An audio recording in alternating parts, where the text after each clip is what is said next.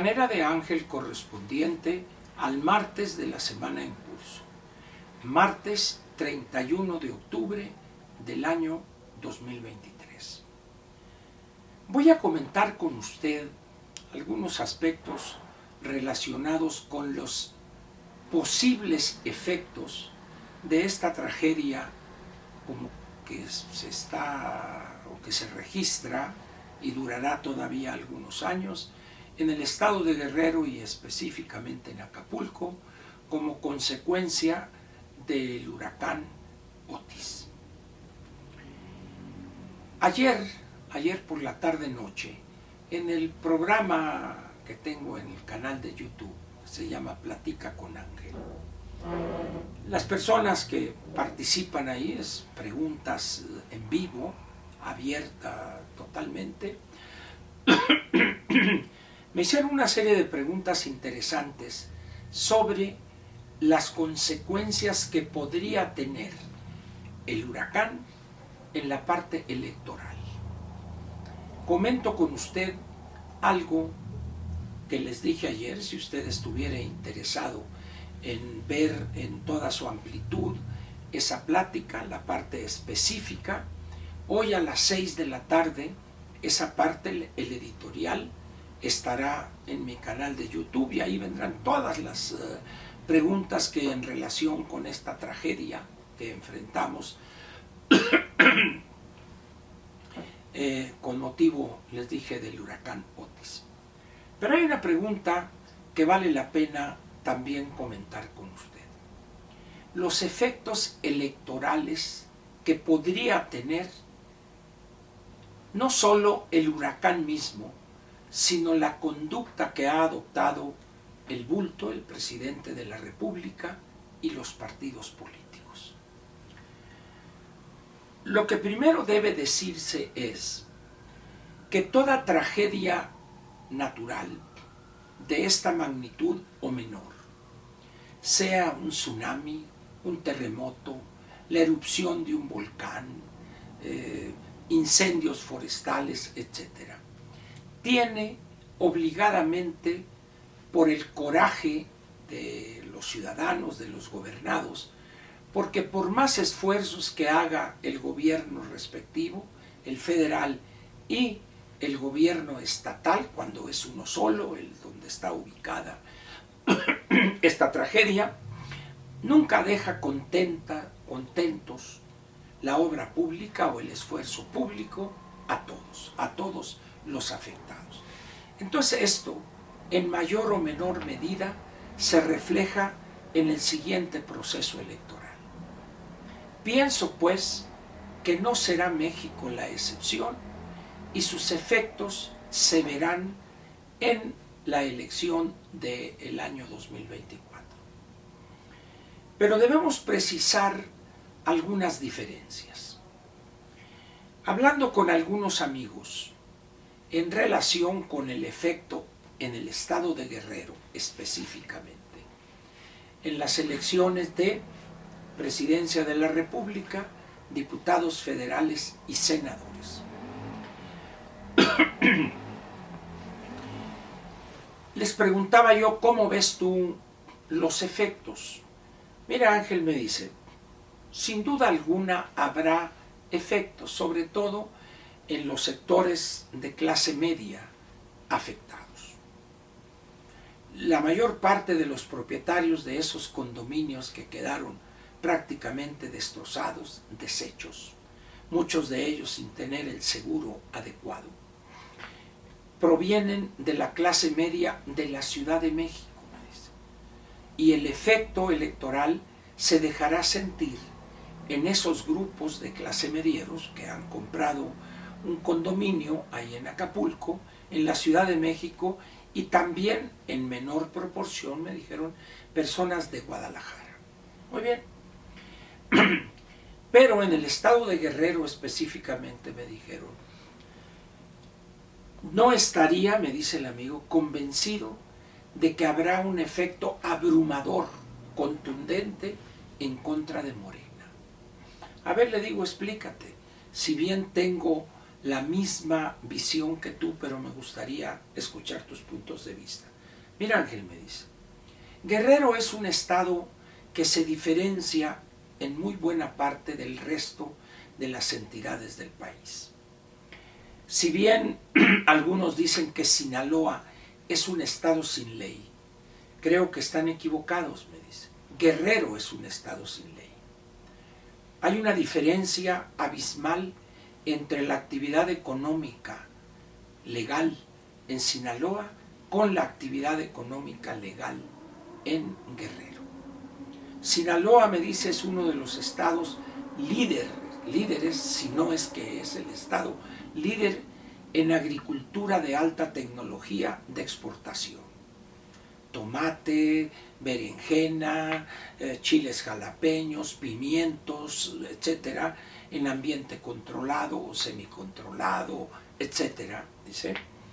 De tal manera que las reglas bajo las cuales se mueve esa agricultura, que además vienen desde hace más de 100 años, desde que Sinaloa, a principios del siglo XX, empezó a exportar hortalizas a Estados Unidos, hay una clase de agricultores que se guían por otro tipo de normas y prácticas que son las que establece el mercado norteamericano. Y eso es una gran diferencia con Guerrero. Aquí dice la actividad que genera el mayor ingreso y el mayor número de empleos formales es el turismo. Y está concentrado en Acapulco casi al 100%, porque la parte de Zihuatanejo es una parte muy pequeña, me dice.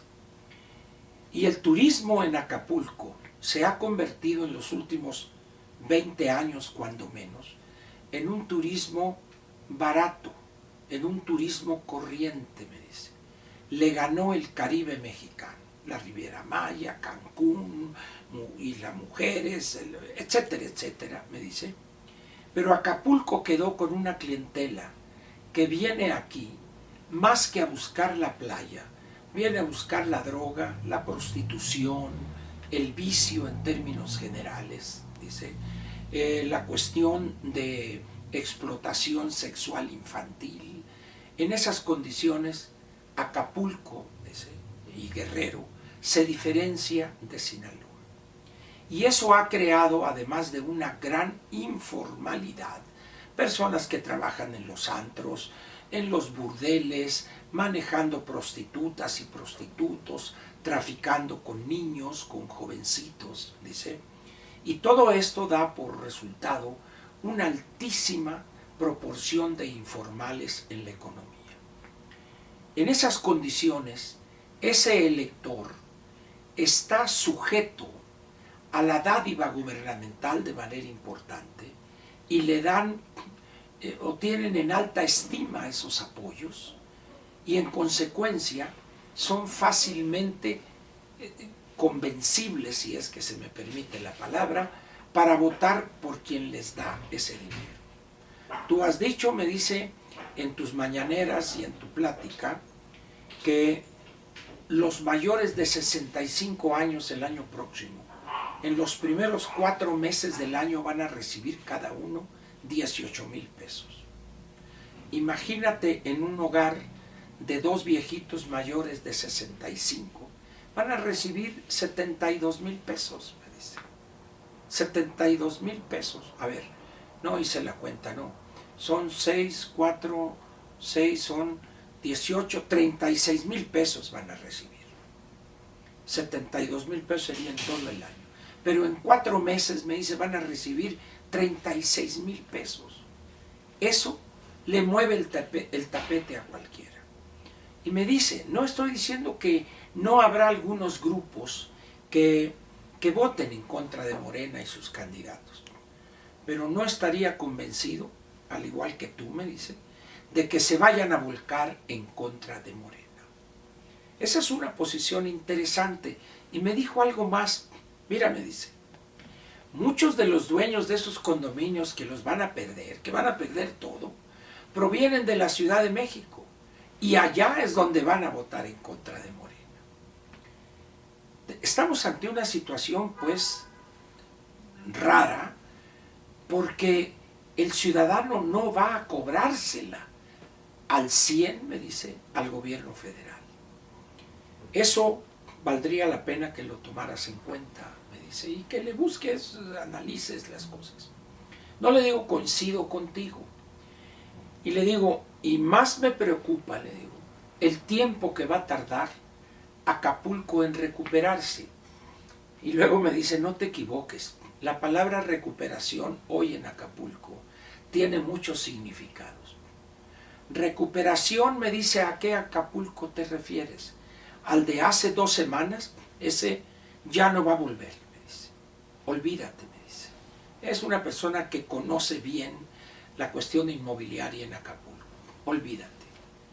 Si bien no va a desaparecer como destino playero Acapulco, pero ese boom de edificios de departamentos a un lado de la playa, olvídate, me dice.